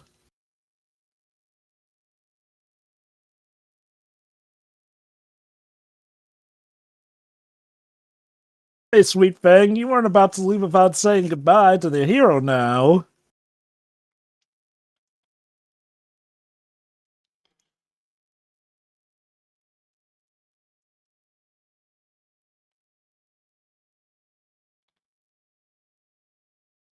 Another thing they kind of missed out is that she had certain mannerisms. Oh god, right! Her ears! They're just regular ears! Yeah. But she's supposed to be an elf! Also, That's you're like correct, I forgot to mention, she was supposed to be more emotionless because the elves for this universe are kind of like the Vulcan, actively suppressing their emotions. Like, at this rate, just make her a human, but no, she's still said to be an elf, so what the hell? Or to quote, to be emotions are prohibited. Yeah, tomorrow will come. Sure. I'm sure it will for this. Just quote the deadline at the end of the Golden Compass. Just let them try stop us. Whole studio gets absorbed. Only yesterday? I'm pretty sure it's been a few more days. Yeah, in the book some time did pass, but in here they just really want things to go, on the There's on the fast sometimes I lane. wonder if Patrick Doyle's just using bits of the Harry Potter score that got rejected. Yeah, we haven't mentioned yet, but the score for this movie is also on autopilot. Not particularly bad, but just background stuff. This entire It movie feels feels like it's on autopilot. The score feels like half the time it's being Diet Lord of the Rings. Other half, it's basically your typical fantasy tracks here, and maybe some leftover Harry Potter music. Off to the sequel! We That will never fly! happen. The Disney Plus reboot! That may happen. That's definitely happening. They We saw shall how see. well Percy Jackson was doing. He was hoping instead it won't be like the Willow sequel series. I still All right. laugh at the fact that of all book series that managed to apparently make a good jump to movie, Spiderwick Chronicles has a Alright, movie that basically this combines scene- 5. This scene makes no fucking sense, which wasn't in the book. He starts to say, "Oh, by the way, Galvatorix also has a dragon." Bye. And now, ladies and A gentlemen, pop song. the best part of the soundtrack. A song made for this movie by Avril Lavigne. Avril Lavigne. Sorry. Levine. And also, Levine. what and why? No Okay, idea. so get this. Yeah, like, apparently she recorded the film's theme song, Keep Holding On, which, get this, apparently did well enough to peak at number 17 on the US Billboard Hot 100 singles chart, and it was later one of the main features in her 2007 album, The Best Damn Thing. So yes, the thing most people remember from this movie to this day is an Avril Lavigne pop song. Brilliant. I'll admit, I had heard this song being used in so many music videos for video game franchises, but I had no idea that it was made for Eragon. I just knew that it was in Eragon. I didn't know it was made for Eragon. It is quite literally the prayer of its time. And yeah, no It's a good song, but yeah. No post-credit scene, so Eragon will not be invited to the Fantastic Four initiative, or X-Men for that matter, considering the Angel's Wing. I'll give me final thoughts. Your if final it's all thoughts, right. Libs, please. Honestly, there's not really that much to say. It's just basically, I agree with what the rest just said. It's basically a fantasy movie on autopilot. It's got all the stuff you can think of. We get a name actor, but then kill him off 2/3 of the way into the movie so that the new person can shine. He doesn't really do that, but he's really held back by a pretty poor script. The effects are solid enough. The acting is really hit and miss. John Malkovich, I have no idea what the hell he's doing here. He was being John Malkovich. Yeah, but can you go be John Malkovich in something that isn't a fantasy medieval movie? Because that does not work. Your answer is sorry. Your question is answered, Dweebs. He will co-star in Bird Box. I guess if I can give John Malkovich credit, he doesn't seem to be typecast since he's been in all sorts of stuff. Dramas, adventure films, comedies, the works. The music is just kind of there. The story is, yeah, you can tell it was the first installment, but obviously since it never got a sequel, it didn't really come together in the end. I will say I am interested in seeing how that Disney Plus reboot turns out if it gets made, because it's not like this film set a particularly high bar. Yeah, that's me done. Alright, before going again with your final thoughts, I want to do something that I did for the original commentary and give you a very quick summation of what happens in the other books, because it's kind of hilarious to hear, so check this shit out.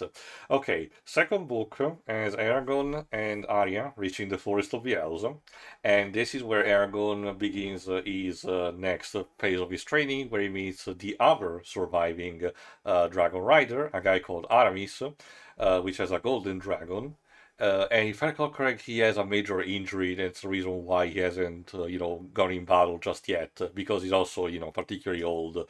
So he was trying to wait for an occasion to train a new generation of dragon riders, potentially. There also, Eragon attains a special ceremony under an Yggdrasil-like tree, in which his DNA magically is reconverted, so he becomes a human-elf hybrid. Instead, don't ask me why he does that.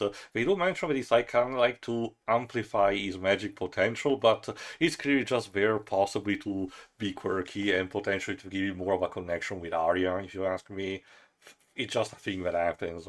Simultaneously, Eragon's cousin, remember him, Roran, he rallies up the village, which in the meantime is about to be attacked by Gavatoric's forces, and starts a pilgrimage with the village on south in order to join properly the rebel movement.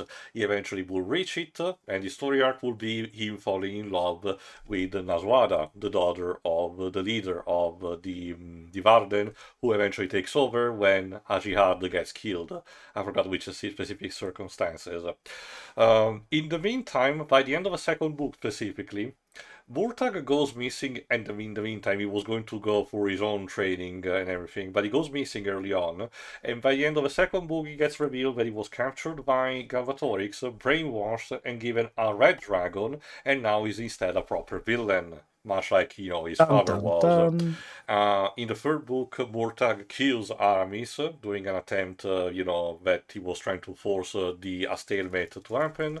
Eragon, like I said, wants to consider sparing the Razaks, but eventually, he decides to go through with exterminating them.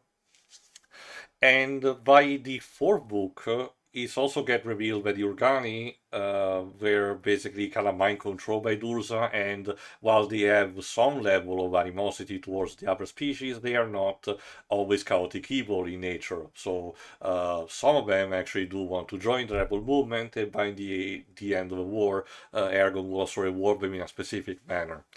But in the fourth book is where everything goes to bonkers. So check this out, Legend Shirei. Eragon and Saphira, since they have some free time on their hand, manage to travel to the original island where the Dragon Riders resided. There they get to learn through ancient texts that thanks to the ancient language, you can literally do everything you want, theoretically. If you have sufficient life force, you can potentially go underwater with a reserve of air, go through space if you want, and get this, use a force command to transform the atoms of your body into a nuclear bomb. What? Well, dragons do just be that powerful with the Keep in magic. mind, this is all theoretical that they get to know, but in the meantime, That's such a jump from the rest of the stuff you listed. Yeah, that's because, to be fair, that's the final book. Again, it was worth noting to emphasize how in these other books, Eragon continues his training and he keeps powering up, even if he's not still a match for Murtagh. Murtagh remains a bit of a thorn in his side for the rest of the stories up until the very end. Towards the end, Eragon finally leads the assault against Galvatorix. Murtagh gets his own redemption arc, because of course, and he kind of like with Prince Zuko, he decides to eventually spend a bit of time in exile in order to, redeem for his past sins. But when it comes to the final confrontation of Galvatorix, Eragon immediately, the book tells that immediately Eragon is not a match for him. All the training that he did was jack shit, because Galvatorix mops the floor with him and Saphira. And the way Eragon wins is that he uses the ancient magic to force a command onto Galvatorix that basically says the word repent. He literally forces him to feel sorry for all the things that he did in his life, and Galvatorix, as a result, gets mind control into being super depressed and commits suicide by using the nuclear bomb body spell. So, just to point that out, that's basically Ghost Rider's penance there with a few extra steps when you think about it. I posed the same question that I did when I did the original commentary. Can you even begin to imagine John Malkovich doing all of his shit? Apparently, Yes. well, okay, assuming Paolini had any say in the casting, apparently he did, assuming he had planned that bit out in his mind. Like, to be fair, like I said, when this movie was made, the whole series hadn't been done yet, but if Paolini had all that in his noggin at the time, Anyway, good lord, it must have played out. For the epilogue, like I said, Murtagh decides to go on exile because he's super cool, kind of like Shadow the Hedgehog and everything. Arya, in the meantime, had gotten another dragon, one of the remaining ones, a green dragon, which forms a bond with Saphira, implying that the dragons will continue to exist thanks to, their offsprings. And of course, also, Arya and Eragon become an item at the end, but who gives a shit? And Eragon decides to change the status quo of Alagasia by allowing not just humans and elves to become dragon riders, but also all the species of Alagasia, including also dwarves and Urgalis potentially. It's actually a very nice gesture that he does at the end, even if he had no real reason to do it. And it's really cool with this kind of idea that the future will be more open for everyone, including the what would have been labeled as discount orcs in the original, in the first book.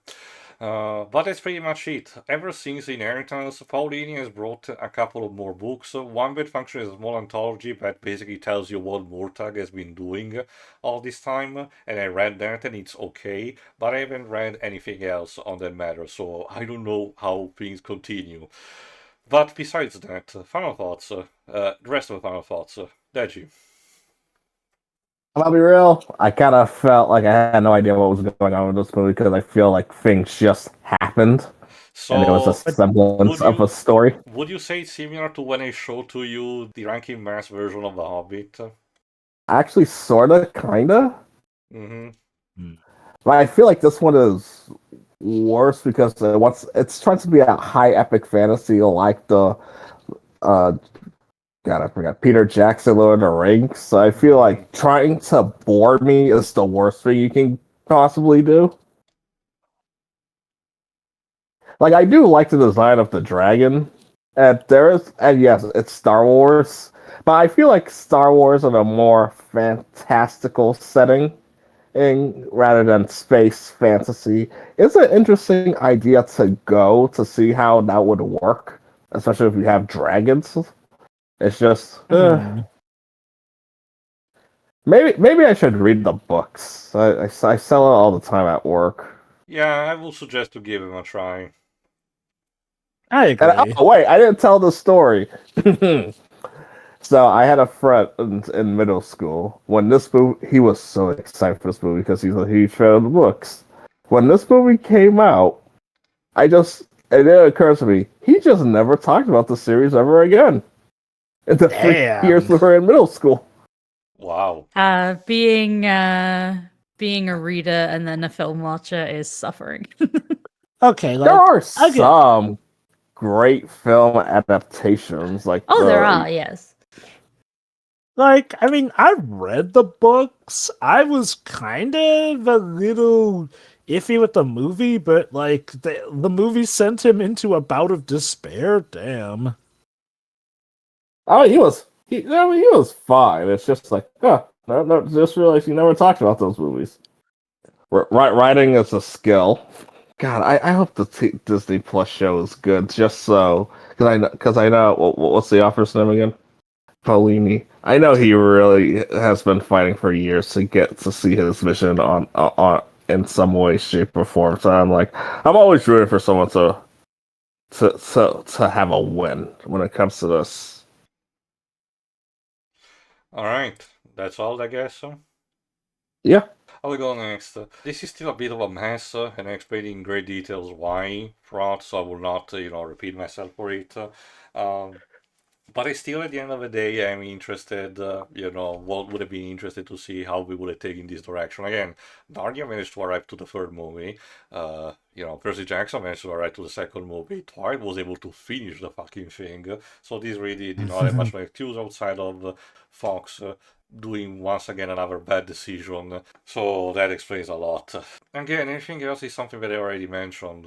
Things are on autopilot, the performances are okay for the most part outside of a few weird accents, but the biggest things are the changes and the omissions in particular from the book. I still disagree with Dominic Noble about how the stuff that was cut was too much padding, because if anything had the potential to be a bit improved while keeping up the world building.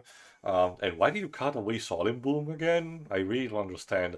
Would it cost you that much to have a CGI, werecat? For shame. Alas. That's pretty much it from me. Java. Alright, I'll go next. I don't hate this movie. I never hated this movie. Did I feel like it was weird? Sure, but the fact that apparently despite making money, this movie was just cut off at the root? Nah, like, there have been much, much worse adaptations. Now, Twilight, I get.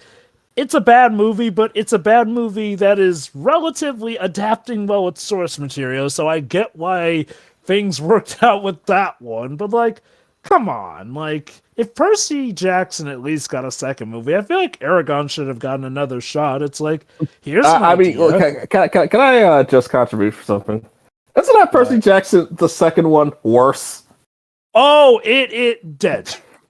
Let me put it like this. For something that's based off of a 5-book series, the second film has the heroes defeat the main bad guy of the whole series in the They second defeated- installment. Yeah, Kronos? Yes, they defeat haven't Kronos in seen- the second one. I think I've only seen the first Percy Jackson movie. I just know Jova has strong opinions on the adaptation, at least the movies. Lord God, like, I don't necessarily hate it, but let's just say when we eventually get to commentating on that, there will be a list of problems. But yeah, no, like, I don't think this movie, Eragon, was really bad enough to warrant the film series getting canned. Again, while it was still potentially financially successful, just improve on stuff. Again, like Tio mentioned, it's hilarious that they ditched this in favor of Percy Jackson, but, well, we all know how that turned out as well. Alas. That said, even if I don't think it's the worst, that doesn't mean I think it's good. Okay, like I said, it adapts things from the book, but it chooses some of the worst things to adapt from the book while leaving out some of the better aspects from the book and whatnot. Like, okay, Saphira just instantly growing. Why is that a thing? I guess to rush out the pace? They don't even show him giving Saphira her name, though. That is absolute bonkers. Like, it's just suddenly he's naming her Saphira. Why? I don't know. I think for the most part I'm fine with the casting. I'll agree John Malkovich is a bit weird, but I also get the semblance that they maybe didn't know what to do with him because, again, Galvatorix was not really a character in the first book. He was more so a presence alluded to, but here they try to make him a character and it feels like they did not have a plan. Like, a lot of this movie just seems to scream mismanagement to me. Mostly, of course, in the writing department, but, like, you have these weird kinks here and there. And I'm sorry, why the hell is Sienna Gore's character, the one who's supposed to be an elf, why does she look and act nothing like an elf? She doesn't even have pointy ears. I'm sorry, you have a budget of $100 million. You can't afford to give the elf princess elf ears. God. Okay, but one could argue some of those are nitpicks, fair and fine. But then we go to bigger problems like the pacing problem, or how suddenly Mortag is a lot more of just a goody two-shoes as opposed to being the more, shall we say, suspicious but still well-meaning character here and there. We flip over sequences of backstory that aren't given flashbacks when you think they ought to, essentially. It's a mess. Again, I don't think it's a mess that was unsalvageable, but it is undeniably still a mess, essentially. That said, it is funny enough to riff on if I'm watching it with friends, so there's that. That said, I too am looking forward to the future of the Disney Plus series. Now, with that said, Shiroi, your pick, so you will give the ultimate final thoughts. I mean, I don't really have much to say, honestly. It's very straightforward, but also has way too much going on. It's very strange. The editing is very weird. Like, that's the most jarring thing about any of this. As far as the effects go, it's like not bad. Again, I said it pretty early on, but considering when it came out, yeah, it's pretty alright. Acting's not bad. Hope the Disney Plus series works out. I believe it was a series of unfortunate events where the author took the opportunity to do things he wished he'd done differently at the time with the original book. So maybe we'll get a case like that here, and maybe it'll work out. But that's it. Alright, so I guess we'll see what happens when that series is finally released, I suppose. Yeah. Yes, we'll see you for when this series makes its way into Kingdom Hearts 4. Shut up. No, Ah, we can't put everything in Kingdom Hearts 4. Wait, wouldn't that be You're right. redundant because we might be getting Star Wars? And Kingdom Hearts is already Star Wars. So So yeah.